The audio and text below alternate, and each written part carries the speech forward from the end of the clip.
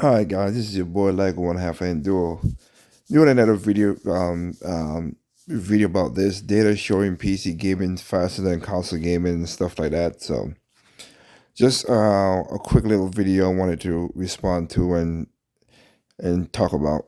I've noticed there's been a pretty big shift recently in people's attitude toward gaming consoles. A pretty negative shift in this attitude. And I would say rightfully so. Now, look, I have been a console gamer all my life, okay? I am by no means a PC fanboy. Ever since I was toddling around playing Banjo Kazooie on the Nintendo 64, I've always been a console gamer and I've always had no problem with that. You pay for a box, you play the games on that box, it's pretty simple. But maybe Yep. in the past, I don't know, 4 or 5 years now, I've really noticed that there are a lot of games that come out and they look great, they look fantastic, but you can't play them on console. Like, hey, you know what? I think I'm gonna Depending on what games you're talking about, which she's gonna list off, and I gotta tell you right now.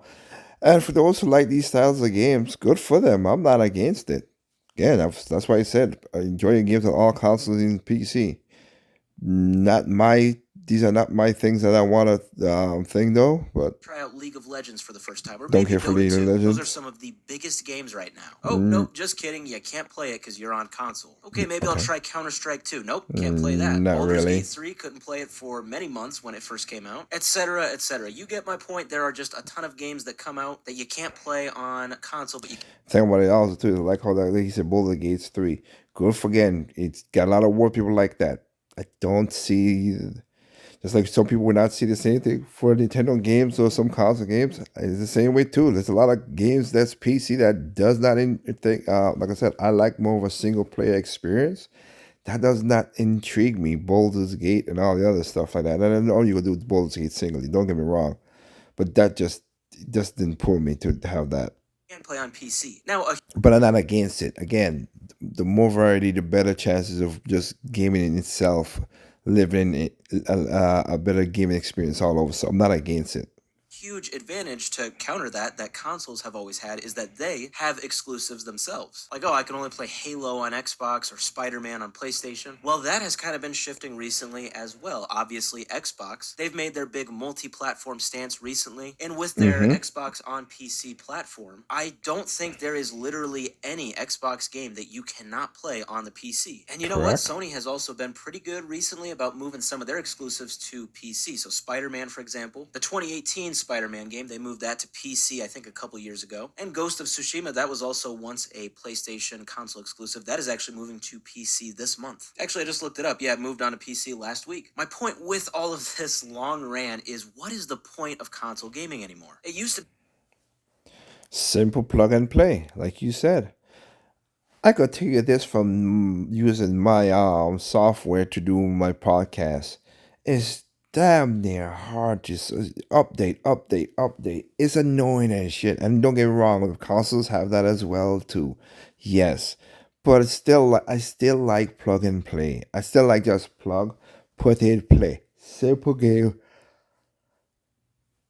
easy. I like that way better than PC and doing all that stuff. It's just less annoying in my opinion. that you were missing out on so many awesome console exclusives if Not you didn't really. have a console, but now not so much. I mean, what game can you not play on the PC? I think that really only comes down To to Nintendo. Nintendo games, Yep. obviously, and just a few PlayStation exclusives. I Yep. love Nintendo, don't get me wrong, but I'm going to be missing out on a ton more these days if I get a console versus a PC. So Technically speaking, not really. You miss out more with Nintendo games than you missed on PC because, just as now, as I said, there are over 70, I think 70 Nintendo first party exclusives, and 67 of those same party exclusives are sold over a million. So, yeah, I'm gonna be missing those out. Nah, I'm good. to me, I'll go with the PC. And it really seems that when you look at a lot of conversations that are happening these days, it seems that a lot of people would agree with that. And it's one thing to say that, I have this hunch about this, but it's another thing to actually back it up with data. So just 4 days ago, a gaming research firm, they are called Newzoo, so they released data from research that they conducted last year, 2023, and it shows a lot. The main highlight, something that I'm actually pretty surprised about, is that they broke it down between mobile gaming, console gaming, and PC gaming, and they looked at this in the scope of 2023, and specifically revenue. And the results are maybe the opposite of what I would expect. It really surprised me. So in 2023, when compared to 2022, mobile gaming profit actually decreased by 2%, console gaming revenue increased by a very small 0.3%, and PC gaming revenue completely surged by a whopping 8.4%. That is wild, especially when you look at the current standings of where those three platforms are at in terms of overall revenue in 2023. So mobile gaming brought in about $90 billion,